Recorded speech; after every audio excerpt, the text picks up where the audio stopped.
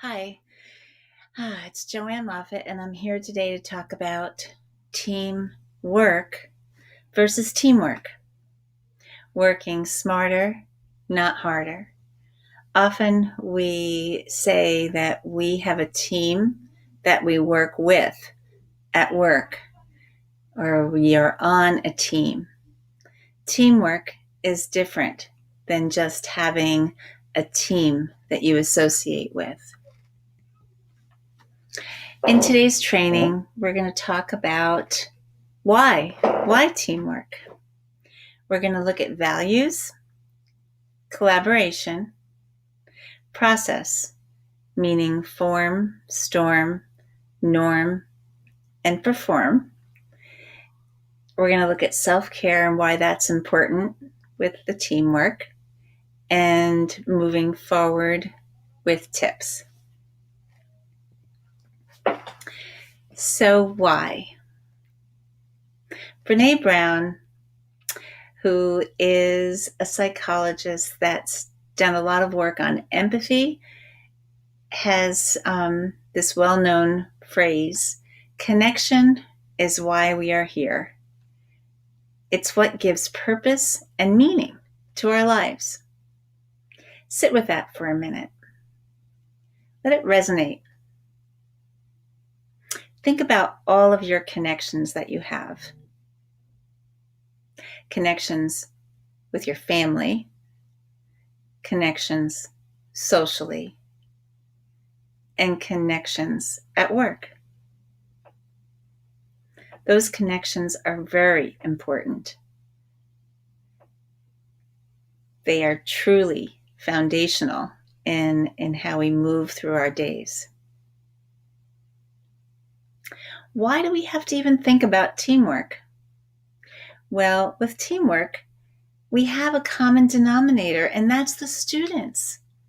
We need to be doing teamwork for them. That's what we have in common with each other. We're all here for the kids. Teamwork creates an interdependence. We are dependent upon each other for the skills that we all bring in different ways to get the needs of the students met. Why do we need teamwork? Well, because we have shared vision, shared goals, and those goals are all based on success, right? Success for kids. Why teamwork? Well, we have shared practices. We all do things in a way that's reflecting the paradigm that is best practices for our kids. And we have a shared philosophy. We have mission statements, we have vision statements, and our philosophy is really about success and getting our kids where they need to be contributing members of society.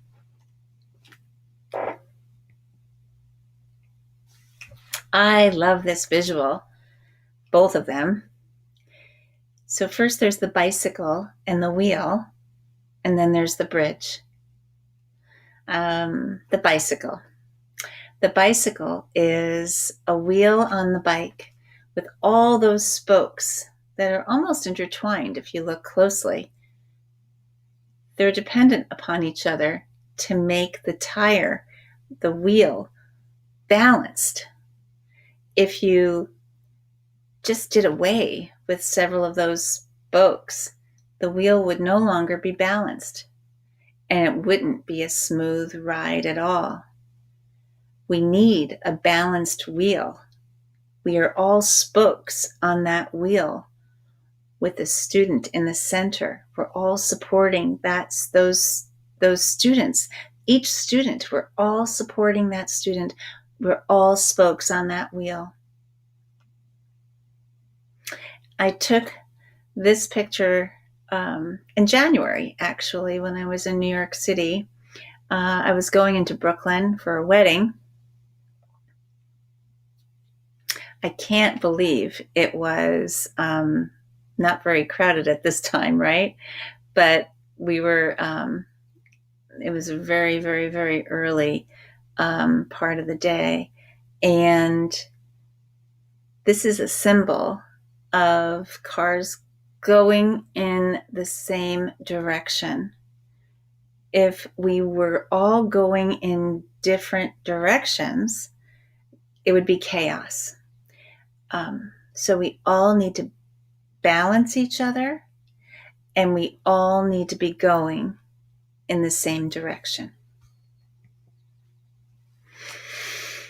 So the next part of what we talked about is values and values of a team. We've talked about why teamwork, and now values. So here are some quotes that I'd like to share that reflect values of teams and doing teamwork. The first is from Lou Holtz, who is still alive. He was a football player, a football coach, and he's also an analyst. He says, do right, do your best, treat others as you want to be treated. That's what it's like to be on a team doing teamwork. Margaret Mead, a well-known sociologist and cultural anthropologist, she said, never doubt that a small group of thoughtful, committed people can change the world. Indeed, it is the only thing that ever has. You committed people, the teamwork that you do, you change the world for kids. One of my favorites is Vince Lombardi, and he was one of the most successful winning coaches with the Green Bay Packers in NFL history. But Vince Lombardi says teamwork is the primary ingredient of success. Kids can't be successful unless there is a team supporting them, right? And then the last one is from Franklin D. Roosevelt, one of our former presidents. People acting together as a group can accomplish things which no individual acting alone could ever hope to bring about. So we need each other, team. We need each other. So needing each other is collaboration, right?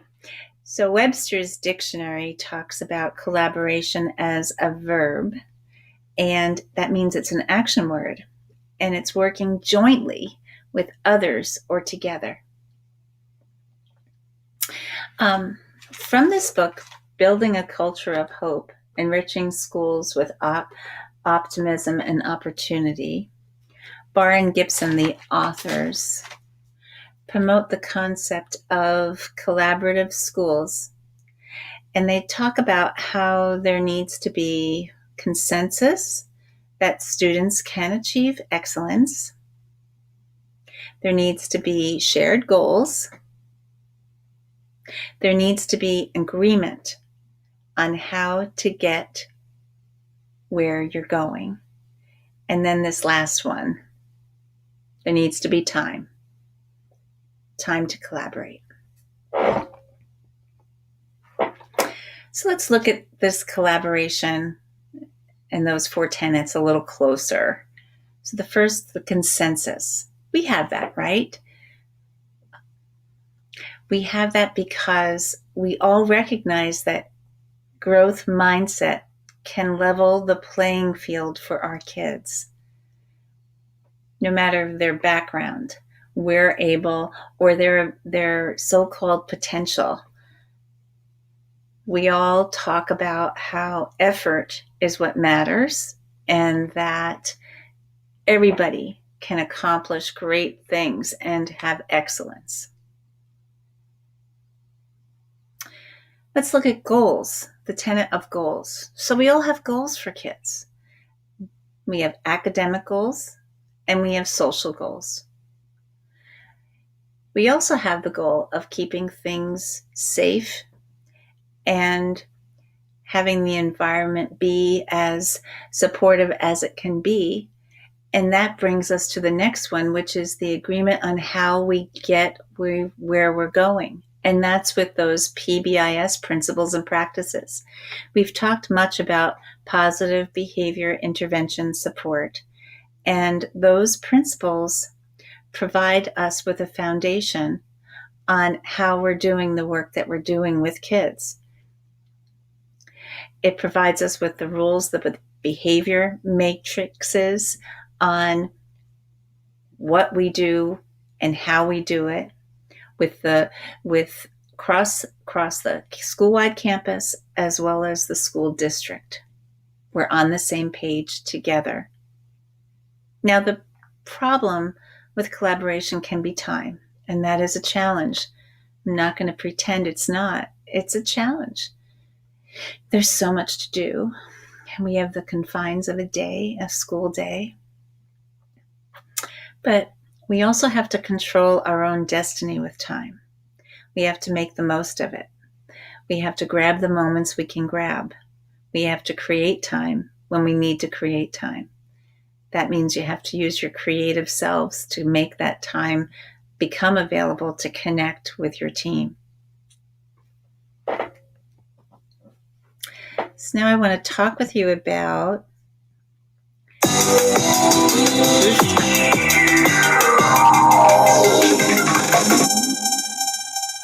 In a perfect world, new team members would work effortlessly together from day one. They would get along, communicate well, and productively focus on the team's mission. Unfortunately, we live in the real world.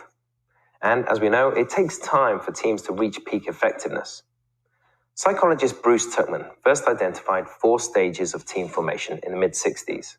These are forming, storming, norming, and performing. They describe the process teams go through as people form bonds and learn to work together effectively. In the forming stage, most team members are positive and polite, but some of them might feel anxious. During this period, people make an effort to get to know each other. The next stage is storming. At this time, people push against boundaries. There's often conflict around personalities and different working styles, as people become frustrated with one another's differences in approach. Some people might even question the team's goals and avoid taking on tasks. Some teams never make it past the storming stage. The third stage is norming. This is when people start to resolve their differences, build on one another's strengths, and respect you as a leader. The last stage is performing. Your team members reach this stage when they're able to achieve the group's goal without friction. As a leader at this stage, you can delegate more work and spend time developing each person to be the best they can be. Most teams go through each of these stages, and there's a lot you can do as a leader to speed the process up and help your people get to the performing stage faster. To learn more about guiding your team through each stage, see the article that accompanies this video. So, looking at the process, first Bruce Tuckman came up with the theory of group dynamics in 1965, and it still holds true for today. In this study, these 4 tenets, form, storm, norm, perform, are really indicative of how teamwork really takes place. In the form stage, effort is made to get to know each other, right? And that is where we bring our best selves. It's where we are, using our good social skills, just beginning to feel each other out,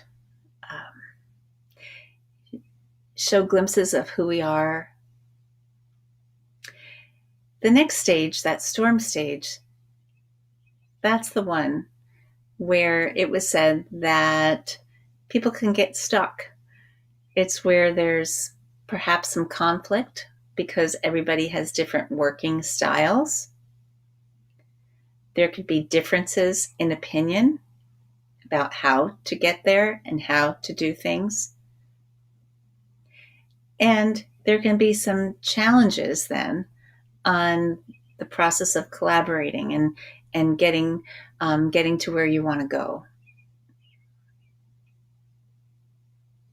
That third stage, norm, is recognizing the differences that everybody has as workers, everybody's style, everybody's skill set, and appreciating them. So if you get there, then your team can perform.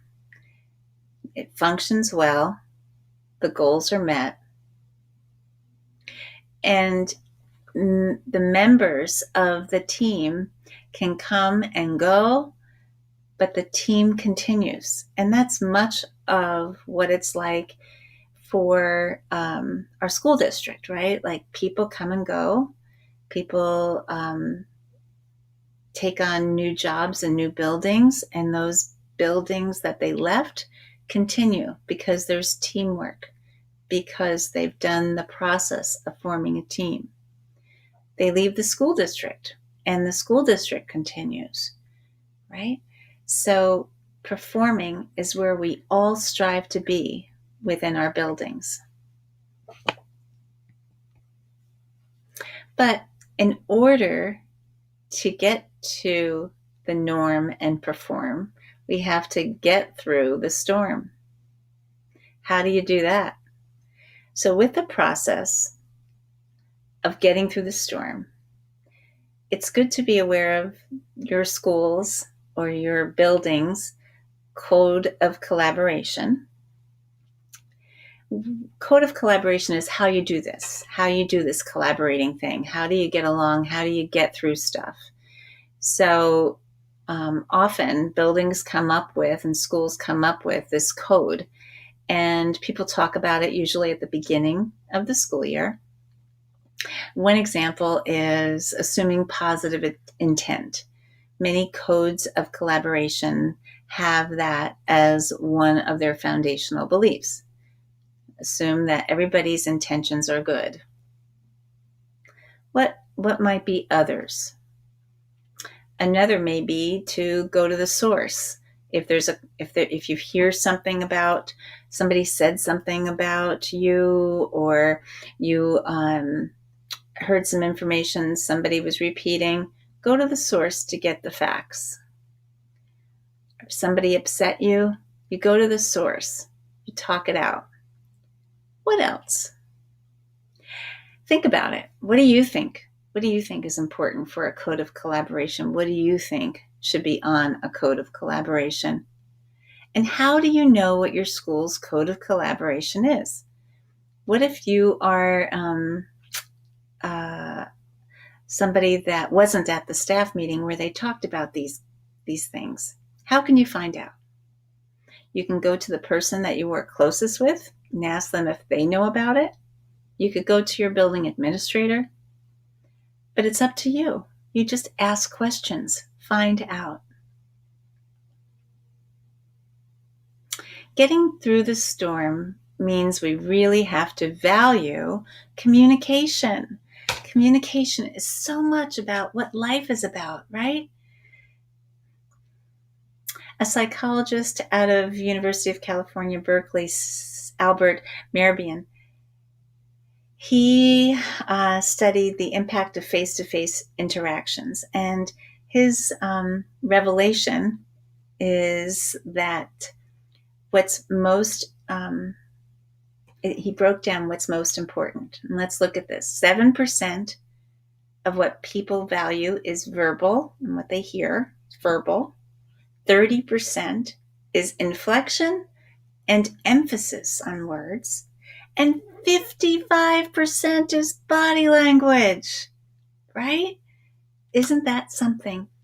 So those nonverbals, those how you're standing, how you're looking, how you're sitting, eye contact, nodding your head, showing interest in a nonverbal way, those are the most important facets of communication. Getting through the storm means that conflict needs to be embraced. conflict can be seen as opportunity for further growth, because through conflict, typically there's going to be some change. And when there's change, there can be some growth. Even growth that is hard and painful can be really good. If you're not able to manage the conflict, is it okay to seek out help and support? Yes, it is. But be careful. Mediation is different than gossip. If you're talking with people, you need to be seeking to understand and seeking help to get the understanding. And that's what mediation is about. And then remember, we had another training. It was on collaborative, proactive solutions. And we talked about Ross Greene's model and his steps that we do and advocate for kids, right? When we're working with kids who are having troubles.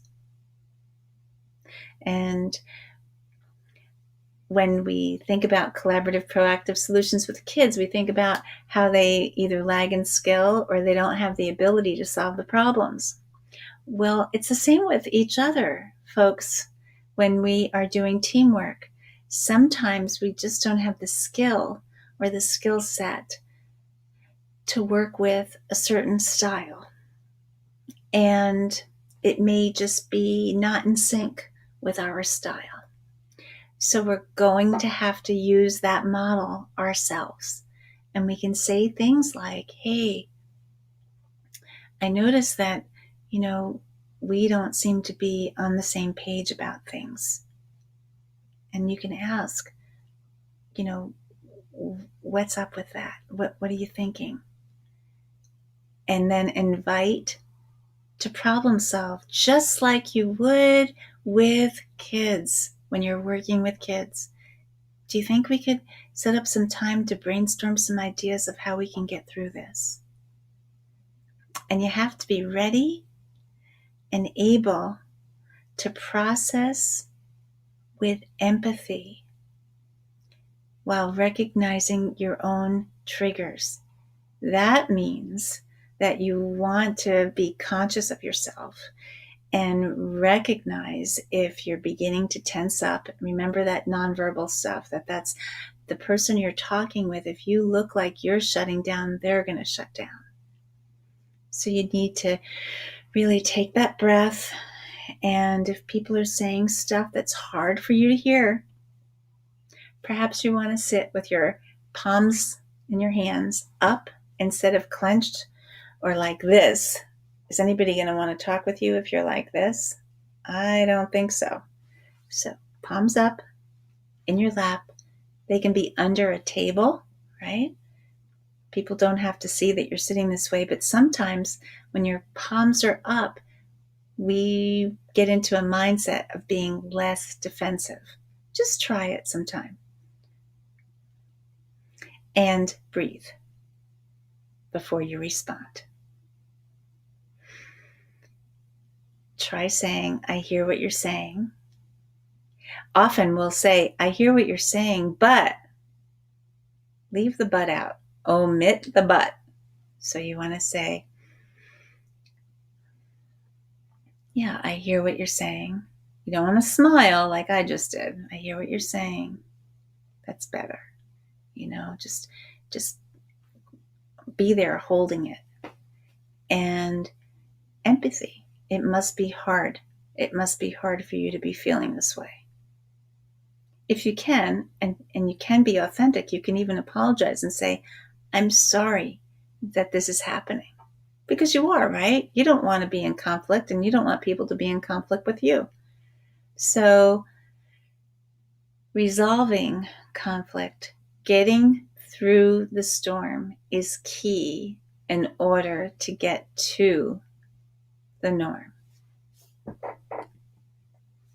Oh, so I don't know if you've heard of John Wooden, but he was a basketball player and a coach, also out of California. And he has this pyramid for teamwork that would bring about success. And these are the variables. So let's just look at them together. Wooden says that in order for teams to be effective, to have good teamwork, you have to have people who are, this first one, industrious. They have to be willing to work and to work hard to bring that energy to work every day. There has to be a level of friendship, not best friends. There has to be boundaries, of course, but there has to be some willingness to smile and laugh with each other as well as get the job done. There has to be loyalty to your team and doing the work you're doing for your teamwork. I think about places that I've worked and loyalty that I had. And I think about, one of my first jobs as a counselor, therapist in a mental health program in Paterson, New Jersey, in Barnard Hospital, and the loyalty that we had with each other, just having each other's backs. Then there's cooperation. Cooperation is something really key. In order to have teamwork, you have to be able to hear differing opinions and cooperate and meet each other halfway. Teamwork requires enthusiasm. That's that energy that we need, that we bring to work to do this hard work that we do every day. And there's got to be some self-control. That means that we have to listen, for example, to other people and let other people do stuff. We can't do it all. If we do it all, we're taking ownership of everything. We're not allowing the expertise of the team and the differences of the team to rise up. We've got to be alert. We've got to be in our OPR, and we're going to talk about that in a minute. We've got to have initiative. That means that we've got to be able to think outside of the box sometimes, and intentness. The intentness meaning we've got to have the intentions that are needed, that we all have the best intentions in mind for what we're doing, for the kids we're working with. And we've got to have good conditions, right? And good skill level. We've got to have some skill. There's got to be some team spirit. Think about schools that have those spirit days. And, sometimes they're goofy, but gee, don't they do a lot for a team? Don't they do a lot for a team in bringing you all together? Then we've got to have poise. That's the professionalism we bring to work every day. It's being polite with each other, kind of like what Lou Holtz said before in one of those quotes. And we have to have confidence in ourselves, but also in each other. And all this will bring about success. So let's think about what Wooden talked about with alertness, and let's talk about self-care. And that's one of the next things we were going to go over here. So we've talked about OPR. OPR stands for Optimal Performance Range. And when you are in your baseline of optimal performance range, it means that you're functioning at your level of alertness. You're well rested. You're well. You're not sick. You're well. Your personal needs are met. So you have had enough to eat. You haven't skipped lunch. You've been hydrating. Yep. And because of all that, you are clear thinking in your baseline level of functioning. So then your poor performance range is when you go down, right? And that is when perhaps you're not well. Perhaps you did not sleep well last night, but you're also maybe sick. It could be that you've skipped lunch, and maybe even breakfast. Drink coffee instead of drinking water. Your own personal life may be feeling out of control and you're not able to put your personal issues on the shelf while you're working. So your thinking is blurry. You're not clear thinking. So you may be thinking, oh, here they go again. They always want to get me annoyed. So if you're not clear thinking, you're not in your OPR, your baseline level of functioning, if you are in your poor performance range, that's where those thoughts can come in. And you have to remember the Q-tip of quit taking it personally. OPR, optimal performance range, really reflects having self-care goals, not just for today or tomorrow or this month, but it's really a commitment to a lifestyle choice that you make. And it's revisiting those self-care goals on a fairly regular basis to check in to see how you're doing.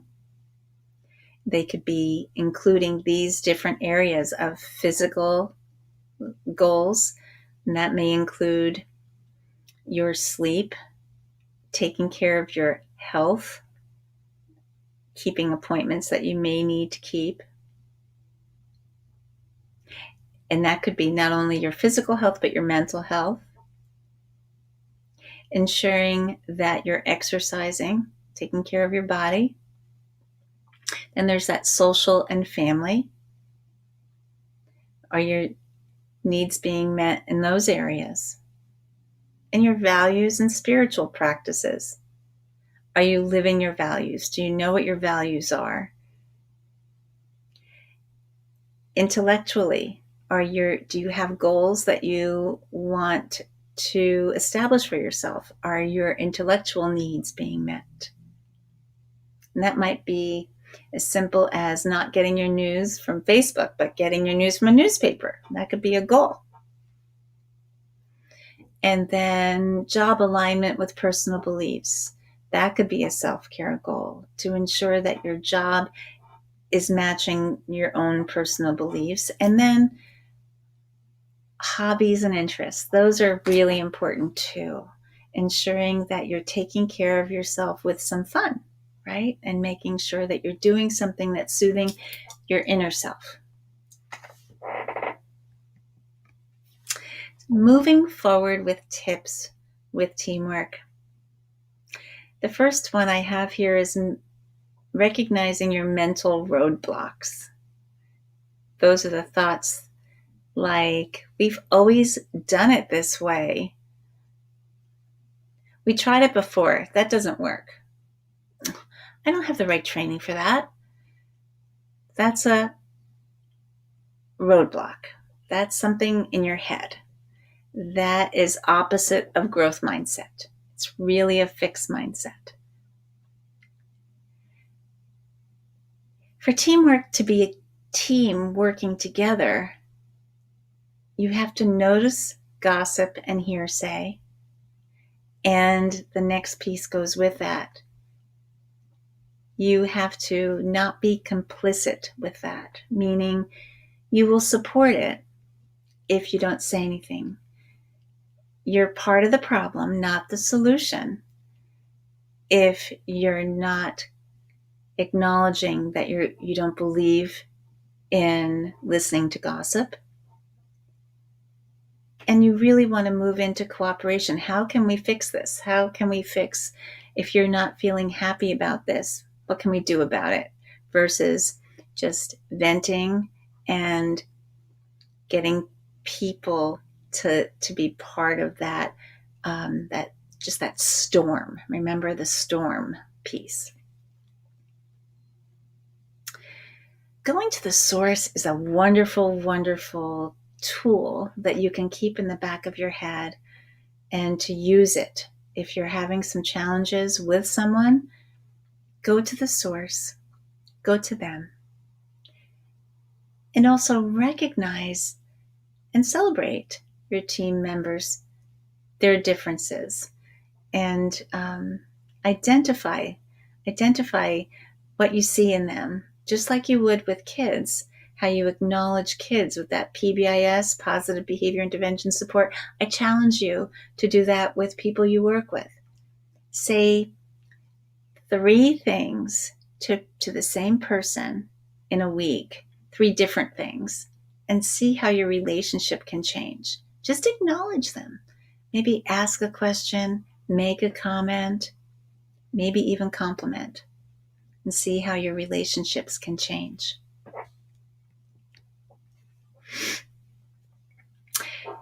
For teamwork to be teamwork, you, as part of the team, have to remember your why you're doing this teamwork and why you're on a team.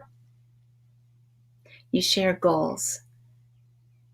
Your goals are about getting students where they need to be. You share a purpose. You're there at this job doing what you do in the way that you do it because you're enhancing success. You are creative. Oh man, you're so creative. This pandemic has just proven how creative all of you are. And you have heart. That creativity, that heart, that passion, that's your why. Remember that there's healthy interdependence on your teams. We're not enmeshed. We're not the same. We're not, tripping over each other and trying to be just like each other. We're individuals, interdependent, because we do value and need each other to get the jobs done. Your why is that you are authentically caring as part of a caring community. You're not alone. You're doing this work together. And finally, your why. You reflect the positive behavior intervention support systems that we've embraced as a school district. You know how to be caring in a holistic way with our kids. You know how to do the 5 or 6 positives, acknowledgments to one redirection. You know how to take interest in kids. You know about a behavior matrix and what things look like and sound like and how to teach that to kids. And finally, you know how to combat trauma with building resilience.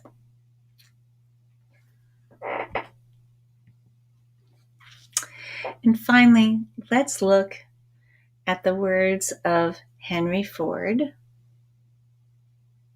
With all these brains here, right? Those are supposed to be brains. Coming together is a beginning. Keeping together is progress. Working together is success.